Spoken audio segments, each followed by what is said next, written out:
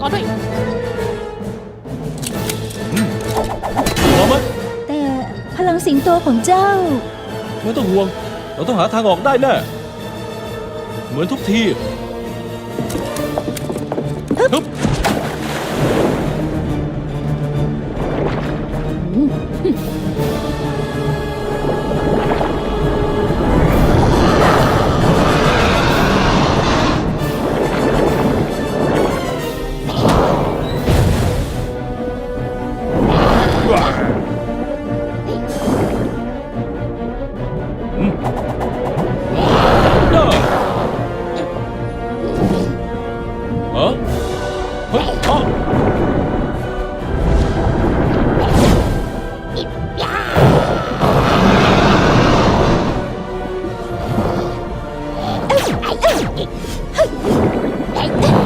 เจ้ากำลังชื่อกับนักรบผู้เก่งกล้าของเมืองท่านหมายถึงเมืองใต้มหาสมุทรใช่ไหม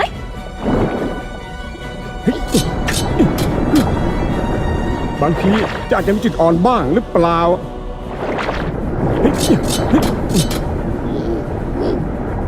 จงแจ้งว่าไม่ เฮ้ยโอ้ยไม่เฮ้ยค้อนของข้า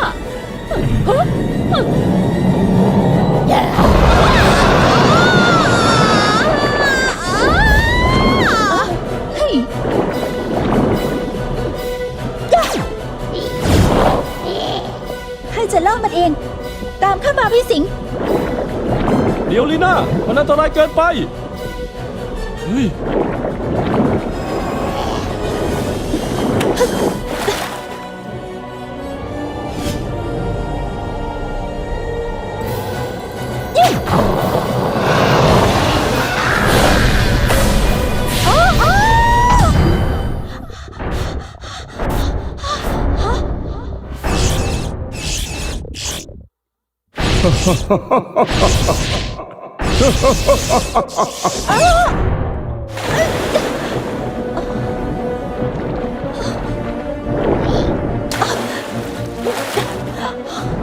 เฮ้ยเจ้าปากเหม็นทางนี้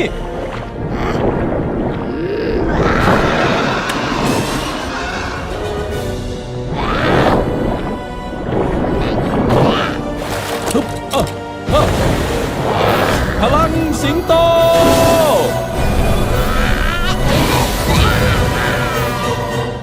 วันนี้คงอดกินซูชิจริงๆแล้วล่ะ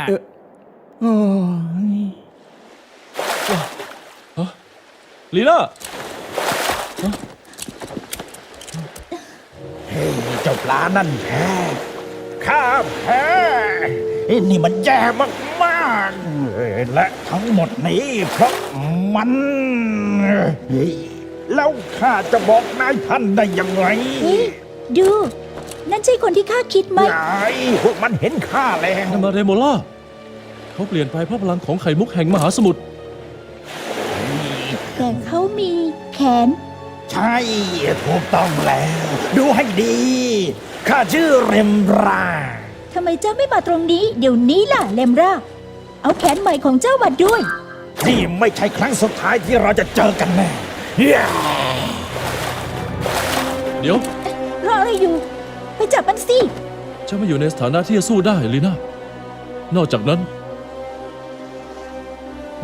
เรามีงานต้องทำ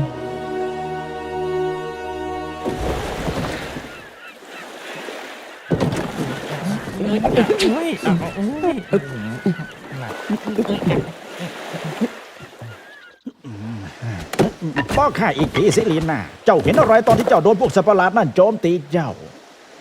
มันคือไข่มุกแห่งมหาสมุทรศาสตราจารย์ข้าเห็นมันได้อย่างชัดเจนน่าประหลาดใจทั้งในแง่ร้ายและดีนี่แสดงว่าเจ้าสามารถเข้าถึงพลังของไข่มุกแห่งมหาสมุทรแต่ยังไงล่ะหรืออาจเป็นเพราะลีน่าเคยได้รับบาดเจ็บจากไข่มุกแห่งการทำลายล้างและได้รับการรักษาจากไข่มุกแห่งการกำเนิดมนตราทั้งหมดเป็นพลังของไข่มุกแห่งมหาสมุทรพวกเราต้องหาไข่มุกนั่นให้เร็วที่สุดเพราะว่านี่แค่เริ่มต้นเท่านั้นหลังจากที่ข้าเห็นพลังของไข่มุกแห่งมหาสมุทรด้วยตัวของข้าเองแล้วนะพี่สิงห์ข้าต้องบอกท่านตรงๆว่าเราไม่มีทางจริงๆหากไม่มีพลังสิงโตของท่าน มันมีทางไหนบ้างไหมที่ข้าจะสามารถใช้มันใต้น้ำได้ อาจจะนะฝ่าบาทดูนี่สิข้าได้คำตอบจากการปรึกษากับท่านหมีบนยอดสูงสุดของเขา8 ยอดในตำนานเล่าว่าสิงโตผู้ยิ่งใหญ่นักรบผู้มีสายเลือดสืบทอดจากราชวงศ์ผู้สละแผ่นดินเพื่อมหาสมุทร ในนี้บอกไว้ว่าเขาสามารถดำรงอยู่ในน้ำได้ เรียนรู้มหาสมุทรด้วยตัวเขาเอง ใช่ เราต้องหาสิงโตท่านนี้โชคชะตาของทั้งโลก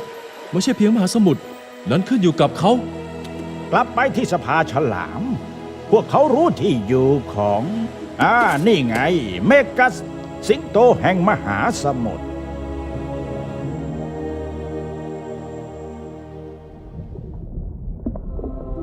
ท่าน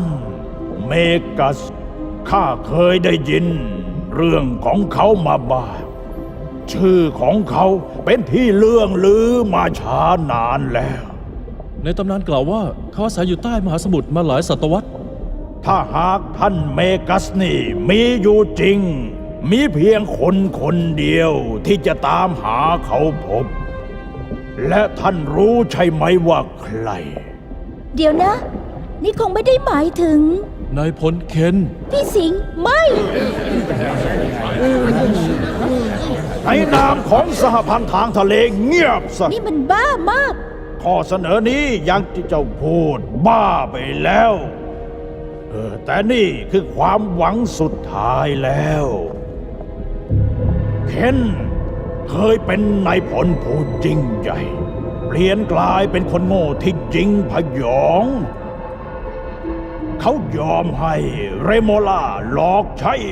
หลังจากนั้นยังสูญเสียไข่มุกแห่งมหาสมุทรความผิดพลาดของเขานั้นช่างยิ่งใหญ่นัก และนั่นนำความอับอายขายหน้ามาสู่เหล่าฉลาม แต่ตอนนี้มหาสมุทรที่เขาเคยปกป้องนั้นกำลังอยู่ในอันตรายอย่างใหญ่หลวง นี่เป็นโอกาสของเขา โอกาสเดียวของเคนเพื่อกู้ชื่อเสียงของเขา ไม่มีใครรู้จักมหาสมุทรดีเหมือนนายพลเคนถ้าเมกัสมีอยู่จริงเคนจะรู้ว่าจะหาเขาได้ที่ไหน ท่านสมาชิกที่เคารพทุกท่าน ข้าขอสัญญาว่า ข้าจะนำพาความปลอดภัยมาสู่มหาสมุทรแห่งนี้ และจะทำทุกวิถีทางที่จะช่วยได้ ในขณะที่มีเสียงคัดค้านจากสภา ข้าขอสัญญาว่า ข้าจะทำหน้าที่ให้ดีที่สุด ขอบคุณมากท่านประธาน จะมาที่นี่เพียงเพื่อให้ข้อมูลกับพวกเรา หลังจากนั้นจะเดินเฉดหัวกลับไปที่คุกของเจ้า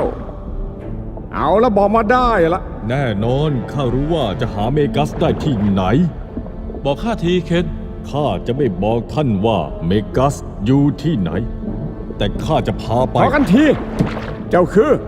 นักโทษของสภาฉลามนะ ข้าเคยถูกเลโมราหลอกใช้ข้าทรยศสหพันธ์ทางทะเล ได้โปรดให้โอกาสข้าได้กู้ชื่อเสียงของข้าเถอะ ไม่ พอได้แล้ว สิทธิ์ในการตัดสินใจที่นี่เป็นของข้า ข้าจะรับผิดชอบเคนเองถ้านั่นจะสามารถช่วยได้ ข้ายินดีที่จะรับใช้พี่สิงห์ถ้านั่นจะสามารถช่วยได้ ดีมากข้าตัดสินใจแล้ว ต่อจากนี้เคนจะอยู่ในความรับผิดชอบของพี่สิงห์เคนคาถาของเจ้าพร้อมกับคริสตัลฉลาม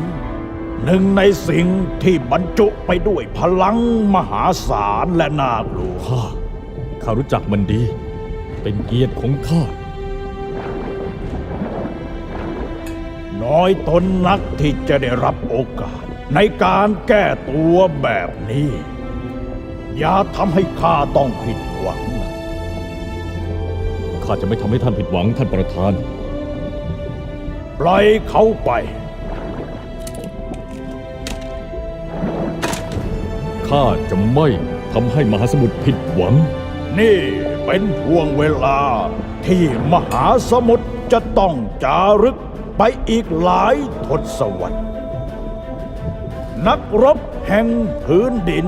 และมหาสมุทร ร่วมต้านพลังมืดเป็นเกียรติอย่างยิ่ง